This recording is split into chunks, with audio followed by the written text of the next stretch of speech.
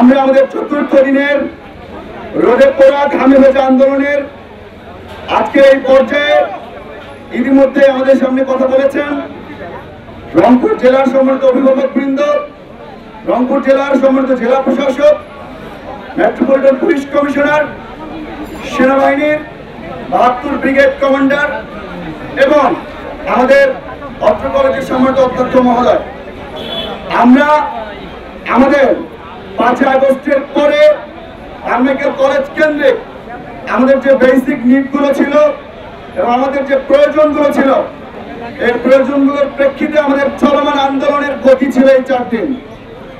আমরা এই ৪ দিনের ফসল হিসেবে পুরোটা যে পেয়েছি ব্যাপারটা এমনই না, আবার কিছুই যে পাই নাই এমনও না। আমরা বেশ কিছু বিষয় বিবেচনায় নিয়েছি। আমরা লক্ষ্য করেছি আমাদের বিগত দিনের আন্দোলনগুলোতে আমরা শুধুমাত্র আশ্বাস পেয়েছিলাম, আমাদের সামনে মূলা ঝুলানো হয়েছিল, বাস্তবায়িত হয়নি। কিন্তু আমাদের এই আন্দোলনের ফসল হিসেবে ইতিমধ্যেই শিক্ষা মন্ত্রণালয় থেকে শুরু করে প্রশাসনের এবং সরকারের ঊর্ধ্বতন কর্মকর্তারা ওয়াকিবহাল আছেন এবং তারা আমাদেরকে বিভিন্নভাবে আশ্বস্ত করেছেন এবং তারই পরিপ্রেক্ষিতে আজকে প্রশাসকবৃন্দ এসেছেন, আমাদেরকে সরাসরি আমাদের সামনে কথা বলেছেন। আমরা তাদের এই প্রতিশ্রুতিকে বিগত দিনের মূলা ঝুলানো প্রতিশ্রুতি হিসেবে নিতে চাই না এবং আমরা সেই হিসেবে গ্রহণ করতে চাই না। আমরা যেরকম তাদেরকে সম্মান করেছি, তাদের কাছে প্রতিশ্রুতিবদ্ধ হয়েছি, আমরা দৃঢ়ভাবে আশা করি তারাও সেই প্রতিশ্রুতিগুলো বাস্তবায়ন করে তাদের প্রতিশ্রুতি রক্ষা করবেন।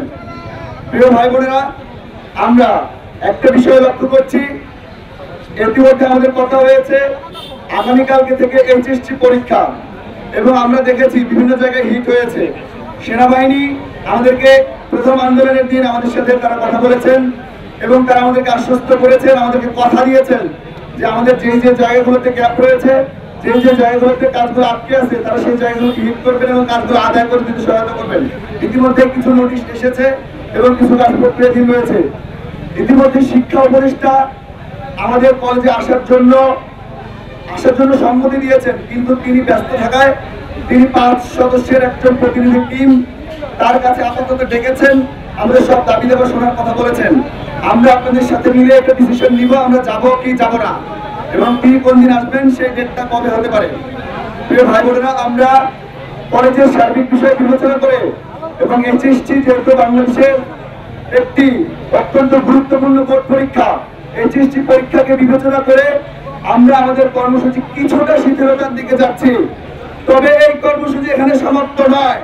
যদি আমাদের সাথে কোনো ধরনের টালবাহানা করা হয়, যদি এই দাবিগুলো পূরণের ক্ষেত্রে কোনো ধরনের ঢিলামি করা হয়, আমরা এরপর আরো কঠোর আন্দোলন নিয়ে নেমে পুরো রংপুরকে অচল করে দিব ইনশাআল্লাহ।